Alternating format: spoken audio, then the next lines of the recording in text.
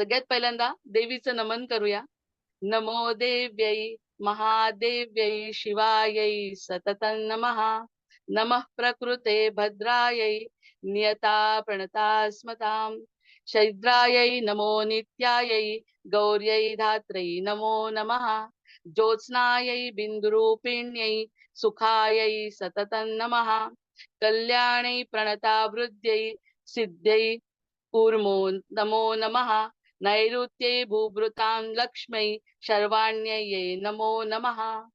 दुर्गायै दुर्गपारायै सारायै सर्वकारिण्यै ख्यात्यै तथैव कृष्णायै धूम्रायै सततं नमः. अतिसौम्यातिरौद्रायै नमस्तस्यै नमो नमः. नमो जगत्प्रतिष्ठायै देव्यै कृत्यै नमो नमः. नमो जगत्प्रतिष्ठायै तिष्ठायै दिव्यै कृत्यै नमो नमः. या देवी सर्वभूतेषु विष्णुमायेति शब्दिता नमस्तस्यै नमस्तस्यै नमस्तस्यै नमो नमः. या देवी सर्वभूतेषु चेतनेत्यभिधीयते नमस्तस्यै नमस्तस्यै नमस्तस्यै नमो नमः. या देवी सर्वभूतेषु बुद्धिरूपेण संस्थिता नमस्तस्यै नमस्तस्यै नमस्तस्यै नमो नमः. या देवी सर्वभूतेषु निद्रारूपेण संस्थिता नमस्तस्यै नमस्तस्यै नमस्तस्यै नमो नमः. या देवी सर्वभूतेषु क्षुधारूपेण संस्थिता नमस्तस्यै नमस्तस्यै नमस्तस्यै नमो नमः. या देवी सर्वभूतेषु छायारूपेण संस्थिता नमस्तस्यै नमस्तस्यै नमस्तस्यै नमो नमः. या देवी सर्वभूतेषु शक्तिरूपेण संस्थिता नमस्तस्यै नमस्तस्यै नमस्तस्यै नमो नमः. या देवी सर्वभूतेषु तृष्णारूपेण संस्थिता नमस्तस्यै नमस्तस्यै नमस्तस्यै नमो नमः. या देवी सर्वभूतेषु शान्तिरूपेण संस्थिता नमस्तस्यै नमस्तस्यै नमस्तस्यै नमो नमः. या देवी सर्वभूतेषु जातिरूपेण संस्थिता नमस्तस्यै नमस्तस्यै नमस्तस्यै नमो नमः. या देवी सर्वभूतेषु लज्जारूपेण संस्थिता नमस्तस्यै नमस्तस्यै नमस्तस्यै नमो नमः. या देवी सर्वभूतेषु शान्तिरूपेण संस्थिता नमस्तस्यै नमस्तस्यै नमस्तस्यै नमो नमः. या देवी सर्वभूतेषु श्रद्धारूपेण संस्थिता नमस्तस्यै नमस्तस्यै नमस्तस्यै नमो नमः. या देवी सर्वभूतेषु कान्तिरूपेण संस्थिता नमस्तस्यै नमस्तस्यै नमस्तस्यै नमो नमः. या देवी सर्वभूतेषु लक्ष्मीरूपेण संस्थिता नमस्तस्यै नमस्तस्यै नमस्तस्यै नमो नमः. या देवी सर्वभूतेषु वृत्तिरूपेण संस्थिता नमस्तस्यै नमस्तस्यै नमस्तस्यै नमो नमः. या देवी सर्वभूतेषु स्मृतिरूपेण संस्थिता नमस्तस्यै नमस्तस्यै नमस्तस्यै नमो नमः. या देवी सर्वभूतेषु दयारूपेण संस्थिता नमस्तस्यै नमस्तस्यै नमस्तस्यै नमो नमः. या देवी सर्वभूतेषु तुष्टिरूपेण संस्थिता नमस्तस्यै नमस्तस्यै नमस्तस्यै नमो नमः. या देवी सर्वभूतेषु मातृरूपेण संस्थिता नमस्तस्यै नमस्तस्यै नमस्तस्यै नमो नमः. या देवी सर्वभूतेषु भ्रान्तिरूपेण संस्थिता नमस्तस्यै नमस्तस्यै नमस्तस्यै नमो नमः. इन्द्रियाणामधिष्ठात्री भूतानां चाखिलेषु वा भूतेषु सततं तस्यै व्याप्तिदेव्यै नमो नमः.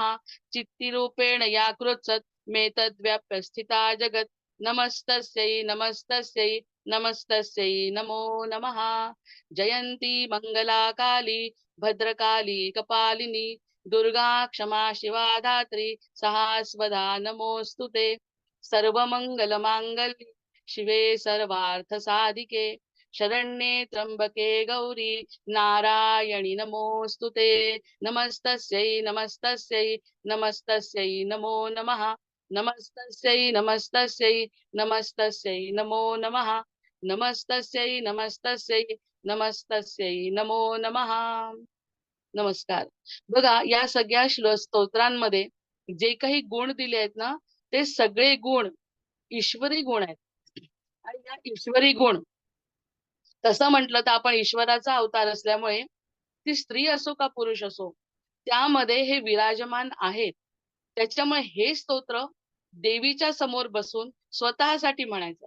जसं उदाहरणार्थ, पूर्ण जर स्तोत्राचा अर्थ तर सांगायला वेळ नाही, पण श्रद्धा रूपेण आपल्यामध्ये जी श्रद्धा आहे त्या श्रद्धेला नमन करायचंय, स्वतःच्याच श्रद्धेला. त्यानंतर आपल्यामध्ये जी दयावृत्ती आहे, आपल्यामध्ये जी मातृवृत्ती आहे, त्या सगळ्या वृत्तीचा उदय हो, म्हणून असं म्हणतात, उदयोस्तु उदयोस्तु उदयोस्तु. देवीला असं म्हणत असतात, उदयोस्तु म्हणजे आहे ती गोष्ट प्रकट करणे. आपल्यामध्ये आहे, नसलेली गोष्ट नाही आहे ती. जे देवी समोर बसायचं, देवीची आराधना करायची, कारण देवीमध्ये हे सगळे गुण आहेत. देवीला शक्तिरूपच म्हणतात ना, मग ह्या देवीमध्ये सगळे गुण आहेत. त्या गुणांच्या समोर आपण बसायचं, नतमस्तक व्हायचं आणि मनापासून आपल्यामध्ये असलेले ते गुण जागृत व्हावे, अशी देवीला प्रार्थना करायची. आतापर्यंत आपण दासबोधामध्ये म्हटलं, की तुझ्या दासबोधासी त्वा बोध व्हावे. दासबोध तुझा आहे, कारण तू लिहिलंय. त्या दासबोधाचं मला समज यावी, हे आपण समर्थांना म्हणतो. या ठिकाणी आणखी फरक आहे. प्रत्येक गोष्टीमध्ये फरक असतो बघा. आता तत्व आकाशामध्ये खूप भरपूर आहे, शक्तीचं तत्व. त्यानंतर आपण देवीच्या मूर्ती पुढे बसायचंय, ज्या मूर्तीमध्ये हे सगळे गुण विराजमान आहेतच. म्हणूनच तिचा शक्तीचा अवतार. आता कसा जन्म झाला हे आपण सांगणारच आहे. तर ह्या शक्तीच्या समोर बसायचं आणि आपल्यामध्ये असलेली ती शक्ती जागृत करायची. जसं आता आपण योगा वर्गामध्ये बघितलं, ते योग करून, तशा प्रकारची आसनं करून आपण आपल्या शरीराची जशी शुद्धी करतो, तसं मनाची शुद्धी करायची. आणि मनाची शुद्धी करण्यासाठी म्हणायचं दयारूपेण. आता हे जे शब्द सांगितले, म्हणूनच थोडे हळू म्हटले, की कांती रूपेण, वृत्ती रूपेण, स्मृती रूपेण. माझ्यामध्ये जी स्मृती आहे ना, विस्मरण होतं. कशाचं? आत्मतत्वाचं विस्मरण होतं. मग त्या आत्मतत्वाचं विस्मरण न होता त्याबद्दल जागृती व्हावी, यासाठी देवीजवळ प्रार्थना करायची. देवी, तू आणि मी आता वेगळं नाही. तुझ्यामधला एखादा जरी गुण मला उदयाला आणता आला, म्हणून आपण उदयोस्तु उदयोस्तु उदयोस्तु म्हणायचंय, की आपल्यामध्ये असलेला जो गुण आहे त्या गुणाचा उदय होवो. आतापर्यंत आपण नकारात्मक गोष्टींकडे लक्ष दिल्यामुळे आपण नकारात्मक विचार केले, तर ते सगळे विचार बाजूला करायचे. स्मृती रूपेण, दया रूपेण, तुष्टी रूपेण आणि मातृ रूपेण. तो स्त्री असो का पुरुष असो. बघा तुम्ही, पुरुष सुद्धा मातृहृदयी असतात, कारण त्यांना सुद्धा भावना असतात. मग पुरुषांनी आणि स्त्रीनी सगळ्यांनी एकच तत्व. शेवटी काय म्हटलंय? अद्वैत. अद्वैत म्हणजे स्त्री पुरुष काही वेगळा नाही, आपण त्याच्यापासूनच निर्माण झालोय. म्हणजे शक्तीची उपासना करण्यासाठी स्त्री, एका बाईची उपासना जरी आपण करत असलो, तरी ती पुरुषही आपल्या त्याच हृदयाचे असतात. ते पण दया त्यांना पाहिजे असते, क्षमा ते करतात.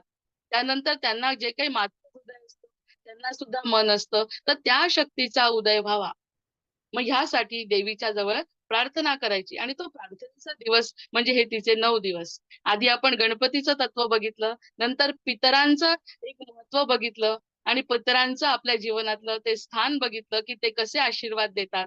ते जरी गेले देहानी, तरी तत्वरूपाने आपल्यासोबत असतात, हे त्या 15 दिवसात आपण बघितलं. त्यानंतर अमावस्या आली, ज्या ठिकाणी घट्ट काळोख होता, आणि त्या काळोखानंतर पुन्हा देवीची स्थापना झाली. आणि देवीची स्थापना प्रतिष्ठापनामध्ये ब्रह्मांडामध्ये झालेली आहे. आणि त्या ब्रह्मांडातून आपल्याला तिचं तत्व आपल्याकडे आकर्षित करून घ्यायसाठी ही अतिशय सुवर्ण संधी आहे. त्यामुळे जास्तीत जास्त देवीच्या सोबत राहणे, उपवास करणे म्हणजे तिच्या जवळ राहणे. म्हणजे जवळ, तिच्या जवळ राहणे, असं प्रत्येकाने जर केलं, तर त्या शक्तीचा वास जो आपल्यामध्ये आहे त्याचा उदय होऊ शकतो. आता या नवीन अर्थाने अध्यात्माकडे प्रत्येकाने बघायला पाहिजे. देवीची उपासना करून फक्त देवीला हार फुलं वाहण्यापेक्षा त्या देवीकडून अशी इच्छा करायची, की देवी, तुझं जसं मातृहृदय आहे, तसं माझं सुद्धा जागृत व्हावं. मग मातृहृदय एकदा का जागृत झालं, की सगळ्यांना क्षमा, दया, शांती या सगळ्या गोष्टी आपल्या हृदयाचा जो गुण आहे तो वाढतो आणि आपण तशा दृष्टीने जीवनाचा प्रवास सुरू करतो. तर तो गुण माझा उदयाला यावा यासाठी हे 9 दिवस अगदी सुवर्ण संधी आहे. कारण या 9-10 दिवसांमध्ये आदिशक्तीचं जे चैतन्य रूप आहे ते ब्रह्मांडामध्ये विपुल प्रमाणामध्ये असतं असं आपल्या ऋषीमुनींनी सांगून ठेवलंय. बघा आज आहे दिनांक 3/10/2024 गुरुवार आणि तो दिवस आहे अश्विन शुक्ल पक्ष प्रतिपदेपासून श्री घटस्थापना होते आहे. प्रतिपदा असते. कालचा घट्ट काळोख संपलेला आहे. अमावस्या आणि त्यातल्या त्यात ग्रहण होतं काल. या सगळ्या काळ्याकुट्ट संकल्पना मनातून काढून आज प्रतिपदेपासून श्रीची घटस्थापना होते. ही घटस्थापना होणे ह्याच्यावर सुद्धा आपण एक तास बोलू शकतो. घटस्थापना म्हणजे पुन्हा तेच अथातो ब्रह्म जिज्ञासा. मला वाटलं पाहिजे की ती घटस्थापना झाली. आपल्या मनामध्ये देवीची प्रतिष्ठापना करायची. तो घट स्थापन करायचा आहे आणि सगुणाचं वर्णन करण्यासाठी कसं करायचंय ती सुद्धा माहिती आहे. आतापर्यंत आपण निर्गुण तत्वाबद्दल बोललो. आता सगुण रूपामध्ये त्याचं कसं दर्शन घ्यायचंय यासाठी आजची ही घटस्थापना आहे. आहे दिनांक 3/10/2024 गुरुवार अश्विन शुद्ध प्रतिपदा. आजपासून घटस्थापनेला सुरुवात होते आहे. प्रत्येकाच्या घरी वेगवेगळ्या पद्धतीने घटस्थापना आपापल्या परंपरेप्रमाणे करतात. अश्विन शुद्ध प्रतिपदा ते नवमी हा देवी उपासनेचा काळ ह्यालाच नवरात्रोत्सव म्हणतात आणि घरोघरी घटस्थापना केली जाते. मानस पूजेला जितकं महत्व आहे ना, तितकं सगुणाच्या पूजेला सुद्धा महत्व आहे. आता ही सगुणाची पूजा करायची आणि प्रत्यक्ष देवीला आपण आमंत्रित करायचंय. देवी पुढे अखंड दीप लावला जातो. अखंड दीपाचं अतिशय जास्त महत्व हिंदू धर्मामध्ये आहे. रात्री देवी पुढे बसून उपासना, जप, ग्रंथ वाचन, देवीची छान छान भजनं आणि स्तोत्र म्हटली जातात. प्रत्यक्ष देवीचा अवतार त्या ठिकाणी होतो. जितके लोक भजन म्हणतात, स्तोत्र म्हणतात. स्तोत्र आणि भजन म्हणत असताना म्हणणारा रंगून जातो आणि रंगणं म्हणजेच देवी आता त्याला जुन्या काळी अंगात येणे म्हणायचे. पण ते अंगात येण्यापेक्षा संचार होणे म्हणजे ती शक्ती आपल्या मनामध्ये जागृत होणे. त्या 9 दिवसामध्ये आपण ही जी स्तोत्र म्हटली, गायन केलं, तर त्या ठिकाणी ज्या ब्रह्मांडातल्या दैवी शक्ती आहेत, त्या सगळ्या आपल्याकडे आकृष्ट होतात आणि आपल्याला तो आनंद देतात. महाराष्ट्रामध्ये तुळजापूरची भवानी, आता 3 शक्तिपीठं कोणती? महाराष्ट्रामध्ये तुळजापूरची भवानी एक पीठ आहे, माहूरची रेणुका एक पीठ आहे, कोल्हापूरची महालक्ष्मी एक पीठ आहे आणि वणीची जी सप्तशृंगी देवी आहे, ती अर्धपीठ आहे. अशी 3.5 पीठं महाराष्ट्रामध्ये देवीची आहेत. यामध्ये या ठिकाणी तर फार मोठा उत्सव असतो. यात्रा पण भरते. त्या ठिकाणी उत्सवाला गेल्यानंतर, त्या यात्रेमध्ये गेल्यानंतर सुद्धा ती अनुभूती येते. म्हणजे या काळात ते तत्व त्या गडावर सुद्धा भरपूर प्रमाणात विराजमान असतं. म्हणून मोठमोठे लोक, ऋषी-मुनी त्या ठिकाणी या 9 दिवसामध्ये जात असतात. त्या दिवशी आपण आपल्याकडून काय करायचंय? जर आपण देवळामध्ये गेलो, तर देवीला साडी चोळी द्यायची आहे. सगुण रूपाचं वर्णन करतोय आपण आता. देवीला साडी चोळी देण्याचं महत्व काय आहे ते पण सांगते. पिठा मिठाचा जोगवा देतात तिला. जितकं आपण तिला देऊ त्याच्या 10 पट काय 100 पट ती आपल्याला वापस देते. त्यामुळे तिला पिठा मिठाचा जोगवा देतात. नंतर ओटी अर्पण करतात आणि सुखाचं वरदान मागतात. जसं सकाळी उठून सूर्याला अर्घ्य द्यायचं ही रोजची परंपरा आहे. काही नैमित्तिक असतात आणि काही अशा ठरलेल्या असतात. तर नैमित्तिक मध्ये सूर्योपासना तसं काही या निमित्ताने नैमित्तिक नाही, रोजची उपासना आणि नैमित्तिक मध्ये असे नवरात्र, गणपती अशा जे येतात दिवस, त्या दिवशी आपण ती गोष्ट केली तर आपल्याला सुखाचं वरदान मिळतं. आपण ती मागायचंच आहे, की मला सुख, शांती आणि समाधान मिळू दे. त्यासाठी आपण देवीला साडी चोळी, पिठा-मिठाचा जोगवा देतात आणि ओटी अर्पण करतात. अशा पद्धतीने त्या क्षेत्री जाऊन सुद्धा आपण हे नवरात्र साजरं करू शकतो. नंतर या घटासमोर बसून उपासना करणाऱ्याचं मन शांत आणि स्थिर होतं हा अनुभव आहे. या घटासमोर जी घटस्थापना झाली आहे, जो घट आपण मांडलेला आहे, त्यासमोर जर बसलो तर आपलं मन शांत आणि प्रसन्न होतं, स्थिर होतं. त्याला सुख, शांती आणि समाधान मिळतं. सुरुवातीलाच फलश्रुती दिली, की माणसाला कोणती गोष्ट करावी वाटते. 9व्या दिवशी म्हणजे दसऱ्याच्या आदल्या दिवशी, दसरा असतो दशमीचा, विजयादशमी नाव आहे त्याचं. मग दशमीच्या आदल्या दिवशी नवचंडीचा होम करतात. ज्या आदिमाया शक्ती दुर्जनाचा नाश करणारी आणि सज्जनांचं रक्षण करणारी मंगल करणारी आहे.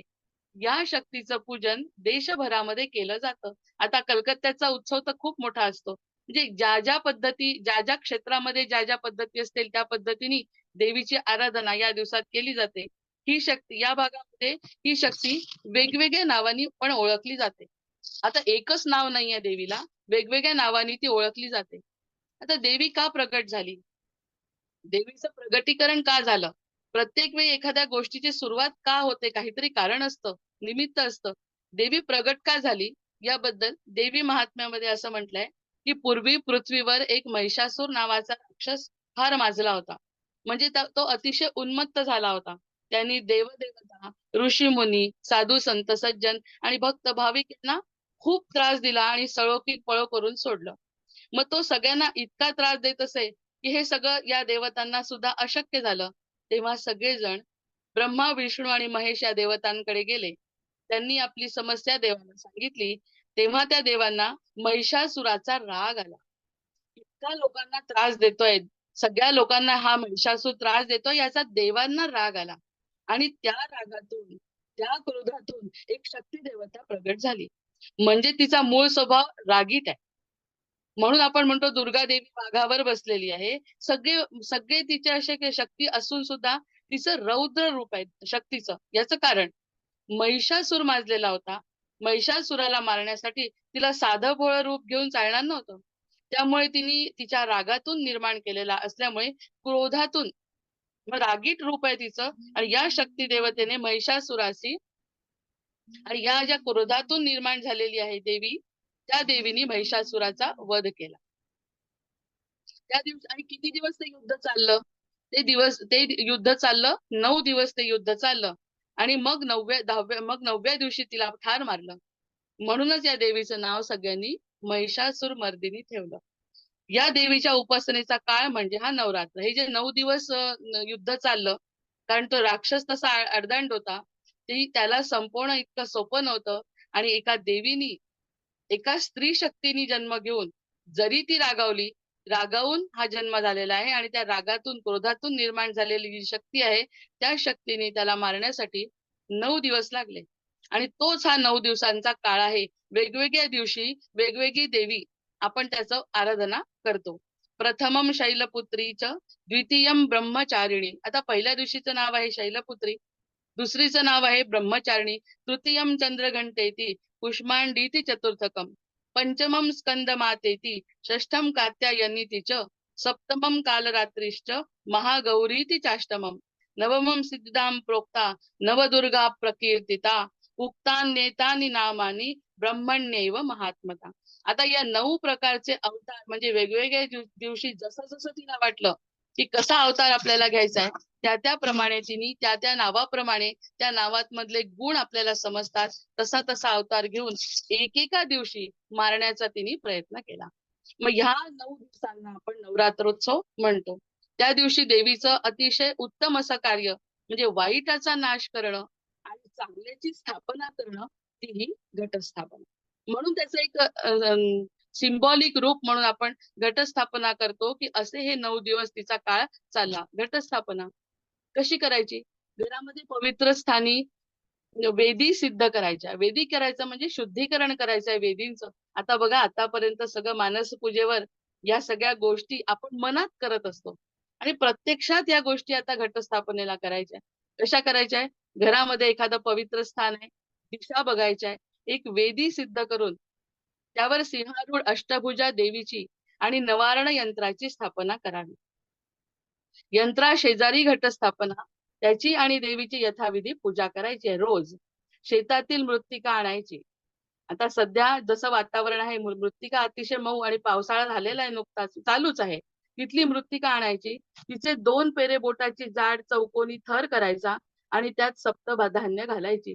सप्तधान्यांचं सुद्धा महत्व आहे आणि ते धान्य घातल्यावर त्याच्यावरती कोंब येतात. ती घटस्थापना खरी.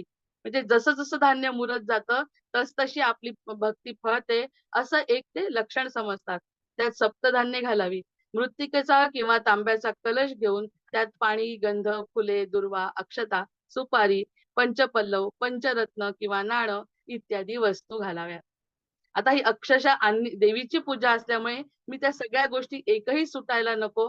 त्यामुळे मी त्या सगळी गोष्ट वाचूनच दाखवणार आहे. सगळं समजलं पाहिजे कारण ही सगुणाची उपासना आहे. त्यामध्ये कोणत्याही प्रकारची चूक आपल्याला मनस्वास्थ्य बिघडवू शकते. देवी काही आपलं नुकसान करत नाही. पण आपलं मनस्वास्थ्य अरे हे राहून गेलं का? त्यापेक्षा न राहण्यापेक्षा सगळ्या गोष्टी माहिती असलेल्या बऱ्या आणि तशा प्रकाराने अशी देवीची पूजा करायची.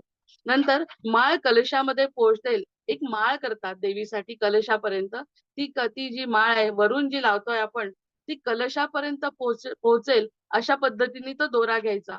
9 दिवस प्रतिदिन कुमारिकेची पूजा करायची. तिला भोजन घालायचं. सुवासिनी म्हणजे प्रगट शक्ती. सुवासिनी जे म्हणतो ती प्रगट शक्ती, तर कुमारिका म्हणजे अप्रकट शक्ती. तिचं प्रगटीकरण व्हायचंय. कुमारिका जी आहे तिचं प्रगटीकरण शक्तीचं व्हायचंय. त्यामुळे तिला अप्रकट शक्तीचं म्हणजे लक्षण म्हणतात. आणि ही जी सुवासिनी आहे ती प्रगट शक्ती आहे. प्रगट शक्तीचा थोडा अपव्यय होत असल्याने सुवासिनीपेक्षा कुमारिकेत एकूण जास्त शक्ती असते. अपव्यय होत असल्यामुळे म्हणजे कारण वेगवेगळे असतात, पण सुवासिनींपेक्षा सुद्धाही कुमारिकेला जास्त महत्व आहे, असं या देवीच्या नवरात्रामध्ये म्हणतात. अखंड दीप प्रज्वलन, त्या देवतेचे महात्म्य पठण म्हणजे चंडीपाठ करतात, सप्तशतीचा पाठ करतात, देवी भागवत करतात, ब्रह्मांड पुराणातील ललितोपाख्यानाचे श्रवण, ललिता पूजन, सरस्वती पूजन, 9 दिवस उपवास करणे, जागरण इत्यादी कार्यक्रम करून क्षमता आणि सामर्थ्य यानुसार नवरात्रोत्सव साजरा करतात. या सगळ्यांचा अनुभव सगळ्यांनी घेतला असेल. माझ्या सकट सगळ्यांनी हा अनुभव घेतलाय, की ज्या ठिकाणी आपण 9 दिवस देवीची आराधना करतो, त्यावेळेचं वातावरण कसं असतं. अगदी इकडे-तिकडे बघितलं तरी सुद्धा जाणवतं, की शक्तीचा जागर आहे. शक्ती या ठिकाणी जागृत झालेली आहे. आपण त्याच्यामध्ये विलीन होण्याची फक्त गरज आहे. त्या-त्या वेळी त्या-त्या शक्तीची उपासना करायची आणि आपण त्याचा फायदा करून घ्यायचा. आता 9 दिवस म्हणजे 9 माळा आहेत. दिवा आणि माळ असंच म्हणतात. नवरात्राला दिवा माळ असते. एखाद्याच्या घरी जास्ती काही जरी नाही केलं, तरी एक देवीचा फोटो आणि दिवा आणि माळ हे तर अगदी सगळेजण करतात. तर ती माळ जी असते, ती माळ पहिली माळ जर आपण म्हटलं, तर पहिली माळ शेवंती किंवा सोनचाफा रंगाला जरी महत्व या ठिकाणी कमी असलं, तरी सोनचाफा आणि शेवंती देवीला पहिल्या दिवशी वाहतात. त्याचं पिवळ्या रंगाचं एक वैशिष्ट्य आहे. जसं आपण ऑरा आजकाल ही ऑरा म्हणतो ना आपण, की एखादी गोष्ट जांभळा रंग, निळा रंग, लाल रंग दिसू नये. एखादा संत पुरुषाचं जेव्हा आपण चित्र पाहतो किंवा एखादी मूर्ती बघतो, तर म्हणतात, की मागे त्यांच्या ऑरा असतो त्यांचा शांतपणाचा जांभळा रंग खूप जणांनी बघितलाय. जे संत असतात त्या संतांच्या मागच्या बाजूतून डोक्याकडून असा त्यांचा ऑरा दिसतो स्पष्ट. त्याला रंगांची उपासना पण त्यांचा रंग ते उत्सर्जित करत असतात. मग त्या रंगांचं एक विशेष महत्व देवीच्या काळात सुद्धा आहे. मग पहिल्या दिवशी जी पहिली माळ आहे, ती पहिली माळ शेवंती आणि सोनचाफा सुगंधी आहे आणि रंग पिवळा. अशा पद्धतीने ती माळ करतात. म्हणजे एकच आपलं स्वस्तिकाची फुलं आणली आणि रोज माळ केली, त्याला विशेष महत्व नाही. जर सगुणाची उपासना करायची असेल, तर त्या त्या पद्धतीने विशिष्ट पद्धतीने केली तर फळ मिळतं. म्हणूनच आपण मानस पूजेला महत्व दिलं, की नाही जमलं तरी आपल्याला फळ मिळतं. पण जर सगुणात करायचं आहे, घटस्थापना जर झाली आहे, तर व्यवस्थित ते करणं आपल्याला आवश्यक आहे. पहिल्या दिवशी शेवंती आणि सोनचाफा म्हणजे सुगंधी आणि पिवळा रंग त्या ठिकाणी त्या पहिल्या माळेत ओवला जातो. नंतर दुसऱ्या दिवशी जो महत्व आहे ते अनंताचं फुल आहे आणि अनंत, मोगरा आणि चमेली सुगंधित आहेतच आणि पांढरा रंग आणि पांढरा रंग तगर असतो, स्वस्तिक असतो, नंतर अनंत आणि मोगरा ह्याची माळ करावी. हे दुसऱ्या दिवशीचं महत्व आहे. तिसरा दिवस आहे निळं म्हणजे गोकर्ण. गोकर्णाची फुलं पण अगदी या दिवसात मिळतात. कृष्ण कमळ म्हणजे निळ्या रंगाची माळ तिसऱ्या दिवशी देवीला अर्पण करायची.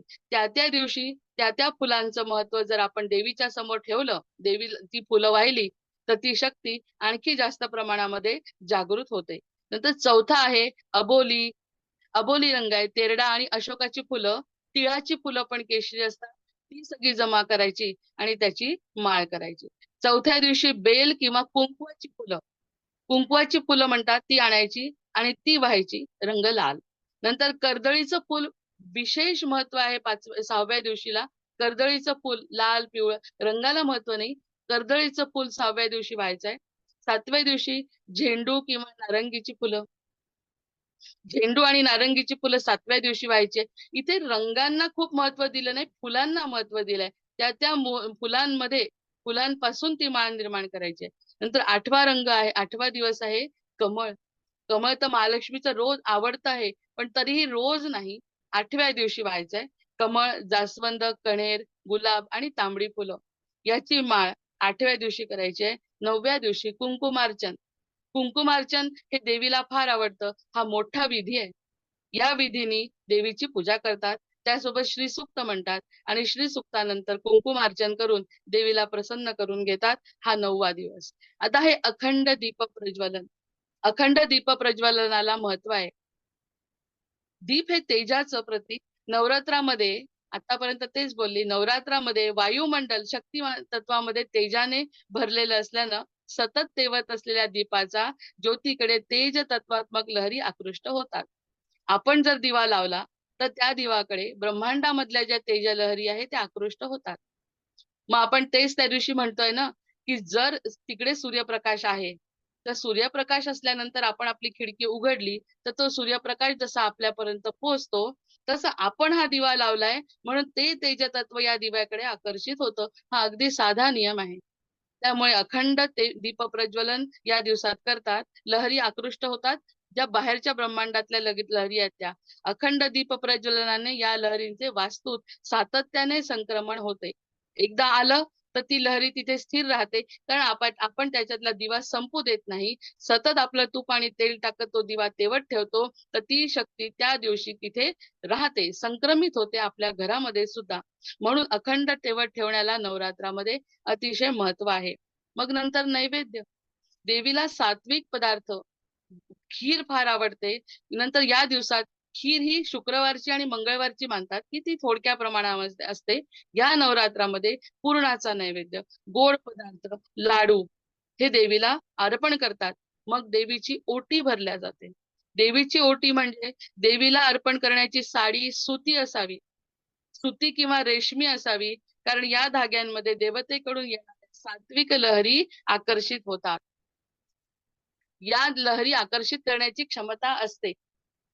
मग आता पूर्वीच्या काळचं जर आपल्याला आठवलं की 16 ओळ का करायचे, हे त्यांना ज्ञान असेल, त्यांचं वैज्ञानिक महत्व त्यांना माहिती असेल, की न धुतलेलं रेशमी सुती वस्त्र त्यामध्ये देवीचे तत्व ज आकर्षित करण्याची क्षमता खूप जास्त प्रमाणात असते. मग आणि ते धरून पण ठेवतात. लहरी ग्रहण करण्याची आणि धरून ठेवण्याची क्षमता इतर धाग्यांच्या तुलनेमध्ये कमी असते.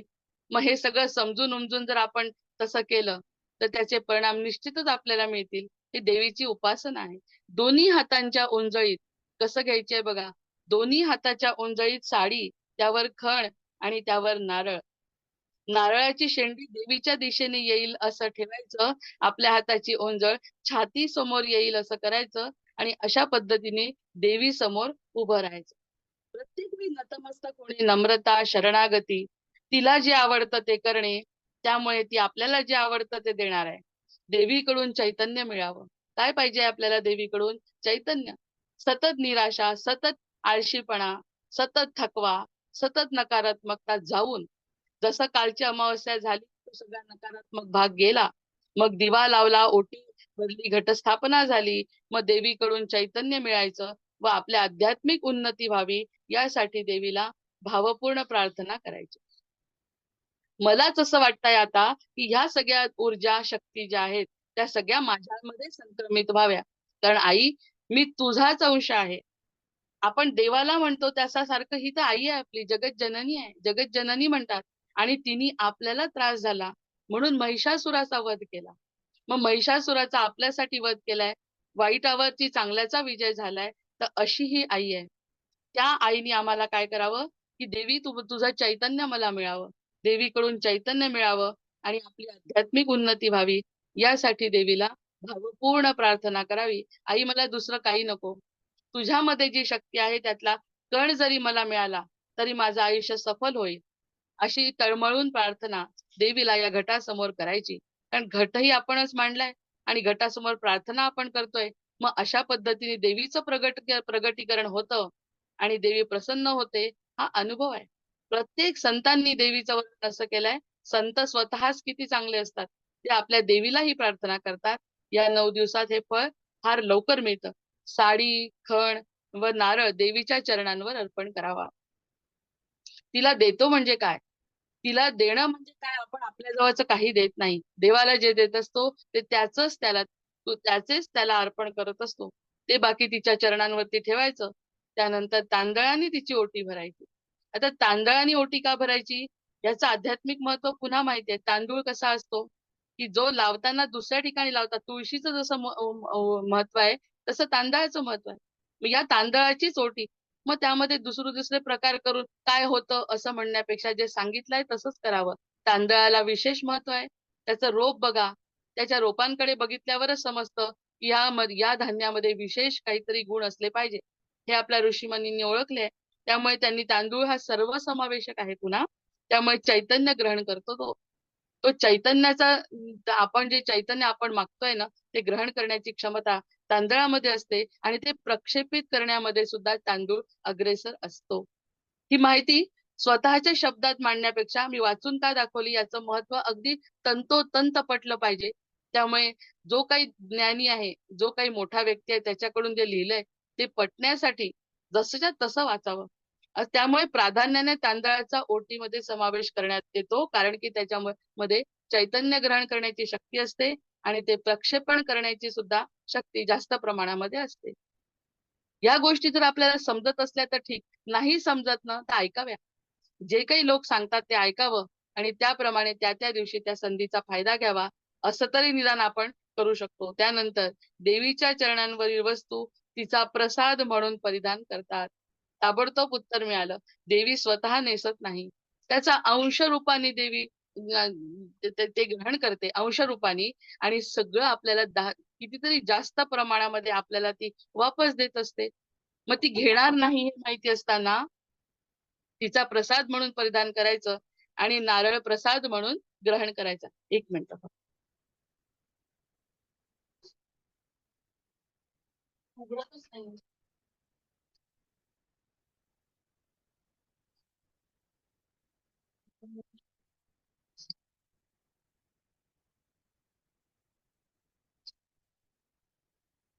हां आणि त्यानंतर या पद्धतीने आपण ह्या सगळ्या गोष्टी करायच्या आणि देवीची प्रार्थना करून तिला म्हणायचं नतमस्तक व्हायचंय आणि तुझ्या जवळ असलेले गुण मला दे, असं म्हणून तिची प्रार्थना करायची.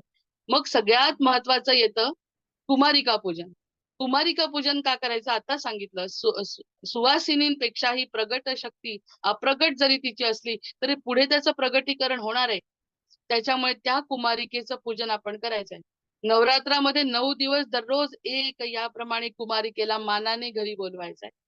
नंतर नवरात्रामधील कोणत्याही एका दिवशी 9 या विषम संख्येमध्ये कुमारिकांना बोलवण्याची पद्धत आहे. 1, 3, 5, 7, 9 अशा पद्धतीने कुमारिकांना बोलवायचं आहे. कुमारिकांना बसण्यासाठी आसन द्यायचंय. त्यांच्यासाठी त्यांच्यातील देवत्व जागृत झालं आहे, या भावाने त्यांची पाद्यपूजा करायची. पुन्हा या मनात आणायचंय, की ही देवी रूपाने तिचं भजन करते आहे. कारण देवीचं प्रगट रूप आहे ही कुमारिका. त्यामुळे तिला अगदी मानाने पाटावर बसवायचंय, आसनावर बसवायचंय, पाठ रांगोळी करायची आहे. त्याच्यानंतर तिच्यामध्ये देवीचं तत्व आलेलं आहे, हे समजून तिची पूजा करायची आहे. मग देवीला आवडणारं भोजन कुमारिकांना केळीच्या पानावर वाढायचं. तिला खीर-पुरी आवडते. त्यामुळे देवीला आवडणाऱ्या गोष्टी कुमारिकेने खाव्या, अशी तजवीज करायची आणि जशी कुमारिका खाईल त्याप्रमाणे आपल्याला त्याची शक्ती मिळेल, अशी मनामध्ये धारणा धरायची. काहीतरी करायचं म्हणून करायचं नाही. ते मनामध्ये सगळ्या गोष्टी आणायच्या आणि तिला जेवू घालायचं. नवे वस्त्र द्यायचं.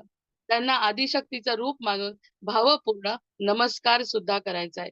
दररोज सकाळी संध्याकाळी देवीची आरती करतोच. घटासमोर सकाळ संध्याकाळ देवीची आरती करायची. भजन करून श्री भगवतीचे चिंतन करावे. या दिवशी दुसरे कोणतेही विचार न करता जास्तीत जास्त त्याचा फायदा आपण करून घ्यायचा आहे. जसं प्राणायामाचं महत्त्व आपण आता सांगितलं, जे योग करतो त्या आसनांचं जसं महत्त्व आहे, प्राणायामाचं काय महत्त्व आहे, की जो प्राण आपल्याजवळ आहे, जितके दिवस चैतन्य आपल्याजवळ राहणार आहे, त्याची वाढवायचे लय. जास्तीत जास्त दिवस आपल्याजवळ टिकावा यासाठी प्राणायाम करतात ना, तसं रोज सकाळ संध्याकाळ पूजा करायची आणि जास्तीत जास्त तत्व आपण आपल्याकडे आकर्षून घ्यायचं.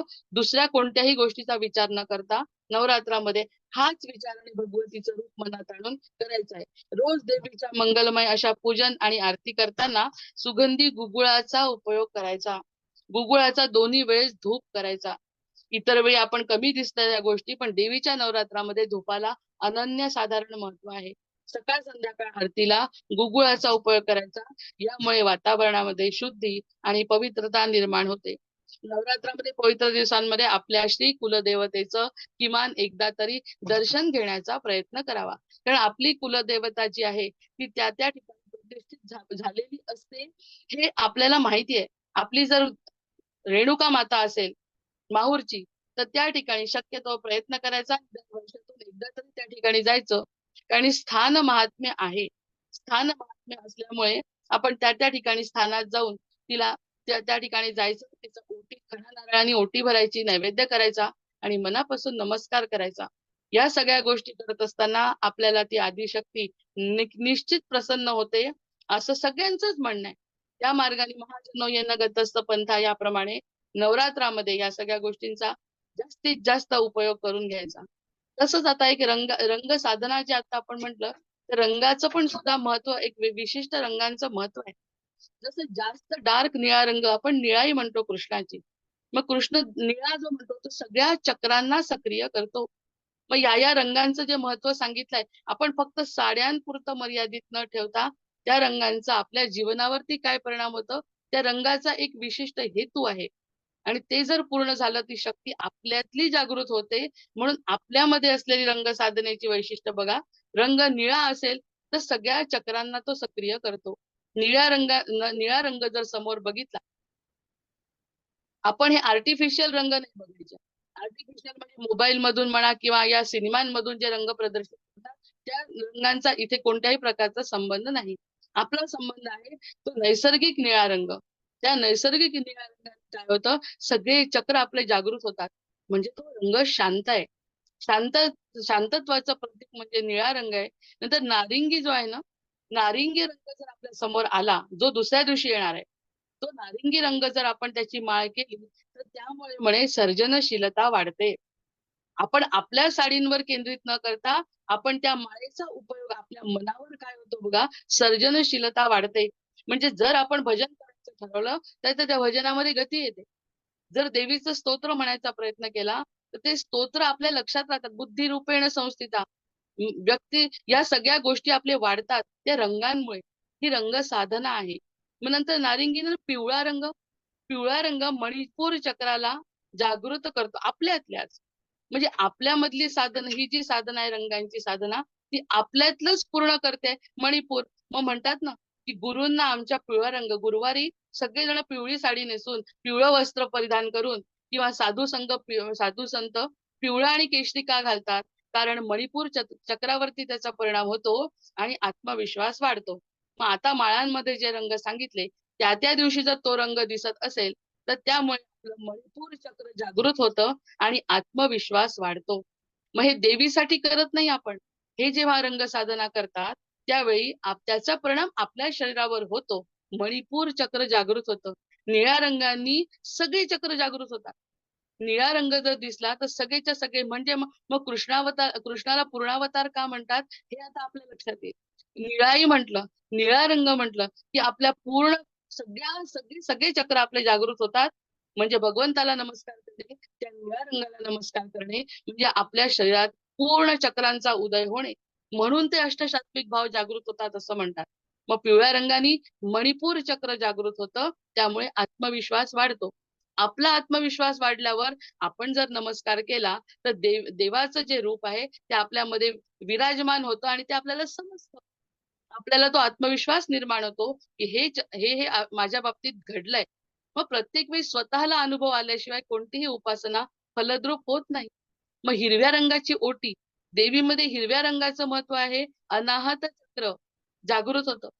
हिरव्या रंगाची ओटी, हिरवा रंग दिसला, वाहिला किंवा आपण परिधान केला, देवीला दाखवला, या सगळ्या गोष्टींनी अनाहत चक्र जागृत होतं. म्हणजेच प्रेम आणि करुणेचा मनामध्ये उदय होतो. जशी देवी प्रेममयी आहे, जशी देवी करुणामयी आहे, तसंच माझ्यामध्ये प्रेम आणि करुणेचा भाव निर्माण होतो. म्हणजे जी व्यक्ती ओटी भरेल, जी व्यक्ती हिरवा रंग घालेल, त्या व्यक्तीमध्ये प्रेम आणि करुणा त्या दिवशी निश्चित निर्माण होईल. अशा पद्धतीने रंगाचा उपयोग आपल्या जीवनावर होत असतो. मग निळा साधारण निळा जो असतो तो विशुद्ध चक्र जागृत करतो आणि संवाद कौशल्य वाढवतो. हे सगळं देवीला अर्पण करायचंच नाहीये. देवीला च्या समोर बसून निळा रंग जर बघत असू, तर आपल्यामधलं संवाद कौशल्य जागृत होतं, असं म्हणतात. नंतर दुसरा निळा रंग इंडिगो दुसरा एक त्याच्यामधला शेड आहे आकाशी, त्यामुळे आज्ञाचक्र जागृत होतं.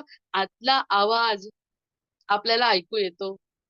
मग ह्या सगळ्या गोष्टी जर आपल्याला समजल्या, तर तो रंग वापरत असताना त्या रंगाकडे बघायचं आणि समजायचं, की मला आतला आवाज जो उत्तर देतोय ना, ते खरं मग अशा पद्धतीने या इंडिगो रंगाचा उपयोग होतो. म्हणून आजकाल हे वापरतात, की हा रंग वापरा, देवीला हा रंग द्या. या सगळ्या गोष्टींचं महत्त्व आपल्याच आपल्या आत्मकल्याणासाठी आहे.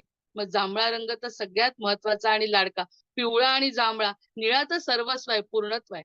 पण जांभळा जो आहे तो सहस्त्रचक्र जागृत करतो आणि आध्यात्मिक ज्ञान देतो. म्हणून एखादा सद्गुरू असतो, जो गुरु असतो ना, त्याच्या सानिध्यात काही लोक बसतात.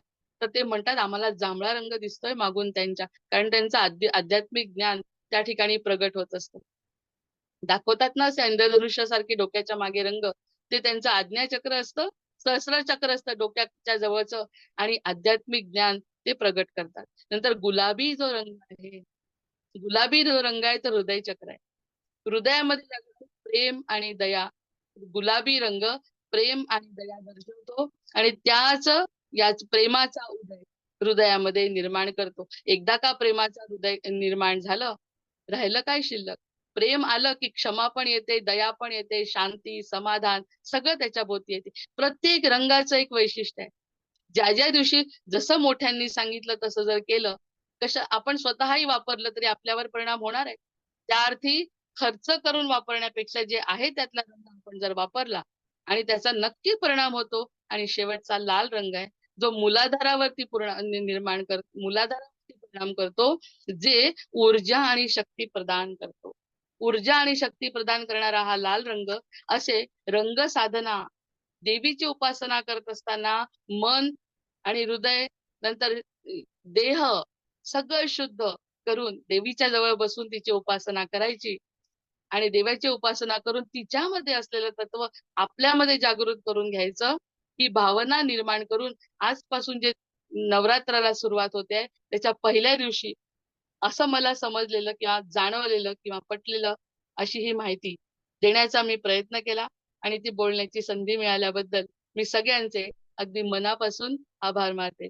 या देवी सर्वभूतेषु मातृरूपेण संस्थिता नमस्तस्यै नमस्तस्यै नमस्तस्यै नमो नमः.